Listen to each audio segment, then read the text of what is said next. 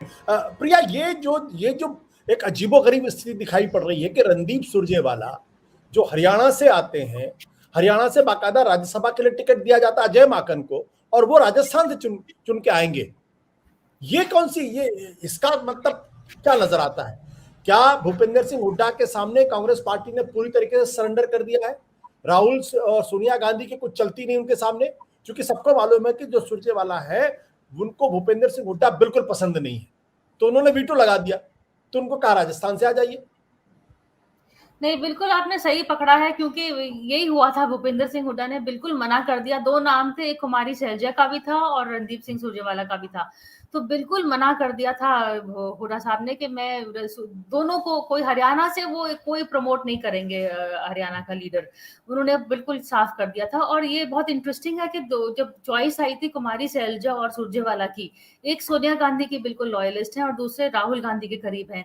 तो राहुल गांधी के जो करीबी हैं वही आगे निकले हैं। और अगर हम लिस्ट को भी देखेंगे तो सबसे ज्यादा लोग जो आए हैं वो राहुल गांधी कैंप शिविर से आए हैं। आपने कहा था चिंतन शिविर से उम्मीद आई थी, उम्मीद तो मुझे नहीं दिखी थी चिंतन शिविर से। मुझे यही दिखा था एक स्ट्रॉन्ग मैसेज कि गांधी परिवार बिल्कुल बैक इन कंट्रोल है। और गांधी परिवार का मतलब राहुल गांधी, इट्स नॉट प्रियंका गांधी। सोनिया गांधी ने तो साफ कर ही दिया कि वो बस टेम्पररी है, बस अपने बेटे को सही समय पे उनको गद्दी पे बिठाएंगी। तो ये राहुल गांधी का जो चला था चिंतन शिविर में, राहुल गांधी मजबूत होंगे, राहुल गांधी जब स्पीच देंगे तो सब ताली हो जाएंगे, राहुल गांधी इन कंट्रोल होंगे, वही हमने वो कंटिन्यूएशन देखा है राज्यसभा सीट में। सोनिया गांधी के नाम अगर चुन चुन के अगर देखे जाए तो सोनिया गांधी के मैं कह सकती हूँ कि उनके नॉमिनेशन से शायद चिदम्बरम साहब आए होंगे। और एक तौर से विवेक तनखा का भी नाम जो आया वो दिग्विजय और कमलनाथ ने किया है। तो ये जो दूसरी बात हम कर रहे हैं ना कि जो स्टेट्स चुनाव पे जा रहे हैं वहां से आपने लोकल लोगों को क्यों नहीं किया? अशोक गहलोत और भूपेश बघेल ने क्यों नहीं नाम चुने? क्योंकि कमलनाथ जो चीफ मिनिस्टर भी नहीं है, उन्होंने तनखा का नाम आगे बढ़ा दिया, जो तनखा वो G23 में थे। तो फिर बघेल साहब और अशोक गहलोत ने क्यों नहीं वहां से राजस्थान से कोई लोकल नाम बढ़ाए? क्यों वो बिल्कुल चुप बैठे हैं और बिल्कुल ही उन्होंने सरेंडर कर दिया है हाईकमांड को, और वो भी राहुल गांधी को। अजय माकन, सुरजेवाला और केसी वेणुगोपाल, ये है राहुल गांधी की टीम। वेणुगोपाल तो ऑलरेडी है राज्यसभा में। दूसरी बात जो आपने कहा था कि आशुतोष जी, कि ट्राइबल्स वगैरह को क्यों नहीं किया, मेरे ख्याल में एक थोड़ा सा कांग्रेस की अगर साइड की बात हम थोड़ा समझना चाहिए, क्योंकि कांग्रेस की बहुत गिनती कम हो रही है राज्यसभा में। उनको चाहिए लोग जो पक्ष रख सकें और आर्टिकुलेट स्पीकर्स हों, जैसे कि चिदम्बरम साहब उसमें आते हैं।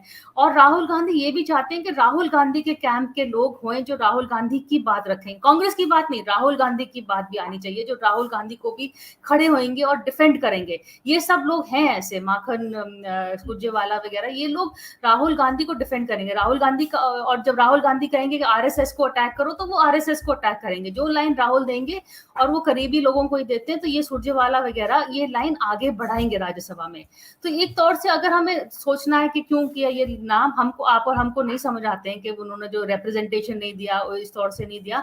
लेकिन राहुल गांधी की अगर हम सोच के देखें तो उन्होंने अपनी टीम खड़ी कर रहे हैं, और लीडर का ये काम है कैसा करना, तो उसमें मुझे कोई प्रॉब्लम नहीं दिखता। यस, नाम मुझे ज्यादा वो मास लीडर्स नहीं है, लेकिन राहुल गांधी की सोच आगे बढ़ाने के लिए जो उनके करीबी है, राहुल गांधी को जानते हैं, उनकी बात रखेंगे। तो एज ए लीडर वो अपनी टीम आगे कर रहे हैं। बट उत्कर्ष जी, आप अगर भारतीय जनता पार्टी को देखें, भारतीय जनता पार्टी ने 2014 के बाद से कॉन्शियसली इस बात को बिल्ड किया है कि जिन तबकों में, जिन सामाजिक आधार में उनका आधार नहीं है, वहां उनको एंट्री करनी चाहिए। पिछले 7 सालों के अंदर आपने यूपी में देखा किस तरीके से उन्होंने केशव प्रसाद मौर्य को एक राष्ट्रीय स्तर का नेता खड़ा कर दिया जो पिछड़ों के नेता है। या इस चुनाव में आपने देखा किस तरीके से बेबी रानी मौर्य को उन्होंने एक बड़े नेता के तौर पर खड़ा कर दिया है। कांग्रेस पार्टी भले ही राहुल गांधी को डिफेंड करने वाले संसद के अंदर होंगे, लेकिन अगर सामाजिक आधार नहीं होगा तो कांग्रेस पार्टी तो और सिकुड़ जाएगी। तो ये ज्यादा जरूरी है कि राहुल गांधी को संसद के अंदर डिफेंड करने वाले लोग हों, या पार्टी का सामाजिक आधार बढ़े और ज्यादा सीटें जीत के आए लोकसभा में।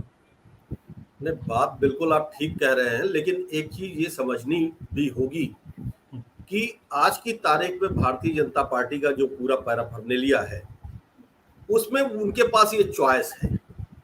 कांग्रेस के साथ थोड़ा उल्टा है।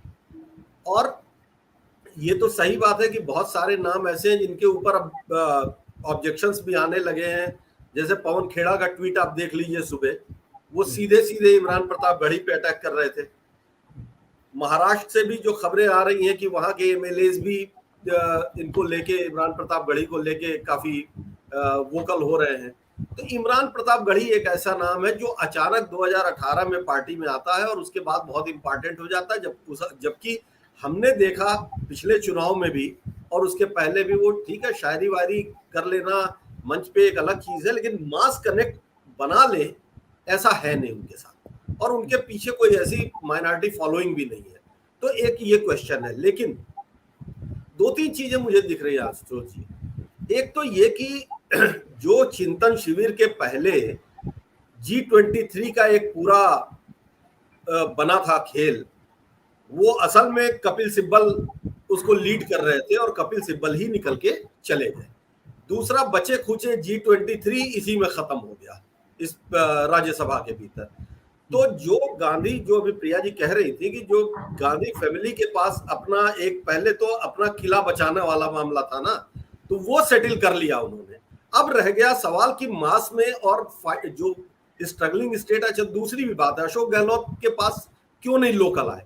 राजस्थान में जो पॉलिटिकल वो चल रहा है पायलट और गहलोत के बीच में, अगर किसके खेमे का कितना आए फिर एक दूसरा बवाल। शायद अशोक गहलोत ने ये सोचा हो कि बेहतर हो कि इसको टिका दो उधर। लॉयलिज्म में उनके कोई कमी नहीं है और शायद उसी लॉयल्टी के वजह से वो हमेशा काउंटर कर जाते हैं पायलट के सारे गेम को, तो वो हो सकता है। यूपी एक बड़ा इंटरेस्टिंग है कि 2 विधायक और 3 राज्यसभा सांसद, उसमें से भी एक प्रमोद तिवारी। ऑलरेडी अभी चिंतन शिविर में था कि परिवारवाद और एक परिवार से 2 नहीं, और एक्सेप्शन गांधी फैमिली, लेकिन यहाँ पे आराधना मोना जो है वो सीएलपी भी हैं और प्रमोद तिवारी, ठीक है, दोनों की अलग राजनीति, मतलब दोनों राजनीति में है मजबूती से, लेकिन प्रमोद तिवारी की यूटिलिटी ये बनती है कि वो यूपी के भीतर जो अलायंसेस हैं उसमें वो बहुत इंस्ट्रूमेंटल होते हैं, उनके रिलेशंस जो हैं वो हर जगह बहुत, और इसीलिए कहा जाता था कि जब वो यूपी लीड कर रहे थे तो उन्होंने पार्टी का भट्टा बैठा दिया, यहां तक कहा गया, लेकिन वो कनेक्शंस हैं उनके। शायद कोई ऐसी स्ट्रेटजी समझ में आ रही हो और वो दिख भी रही है कि अकेले चुनाव में नहीं जाना चाहती कांग्रेस यूपी में कम से कम, तो उसको देखा है। लेकिन हाँ, ये जरूर है कि जो आपका सवाल था बहुत वाजिब सवाल था कि जितनी बातें ये करते थे, यूपी में 40% आरक्षण महिला को, क्या महिलाएं नहीं थी यूपी की पॉलिटिक्स में? आप राज्यसभा में एक आध तो देके उसको कैरी फॉरवर्ड कर सकते थे। ट्राइबल से कहां से ले आते? मध्य प्रदेश में रास्ता था और झारखंड में हेमंत सोरेन ने इनको रास्ता दिखा दिया और बहुत अच्छा नाम दे दिया। तो इस तरीके से पार्टी एक बहुत विषम परिस्थिति में है और उसमें उन्होंने पहली कोशिश की है कि अपने लॉयलिस्टों को फिट करो और इनको ऐसा स्पेस दो कि फिर ये आगे जाके मतलब वहां उस फ्रंट पे लड़े और नीचे का काम अलग देखेंगे नए नेताओं के साथ। सत्य हिंदी का ऐप डाउनलोड करें गूगल प्ले स्टोर पर।